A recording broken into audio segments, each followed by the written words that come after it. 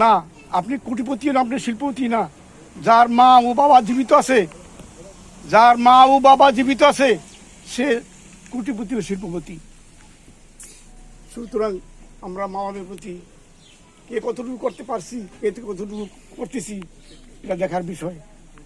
তবে হ্যাঁ, যাদের মা বাবা জীবিত আছে তাদের প্রতি আমরা অনুচ্ছেদ দেখব, এবং যাদের মা বাবা জীবিত নাই, আমি মনে করি মা বাবার কবরস্থানে যাইয়া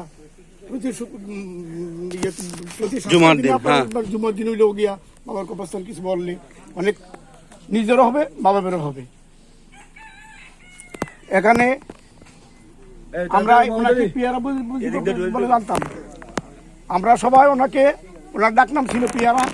পিয়ারা বুঝির যেহেতু বাড়িতে বিয়ে হয়েছে, ওনার স্বামী আমার জানতো ভাই, কখনো ওনাকে ভাই বলে সম্বোধন করি নাই, বোন বলে বুঝ বলে সম্বোধন করছি। তো আমার এই বোন থেকে কেউ যদি কোনো পানাদায়ক দানা থেকে থাকেন, অথবা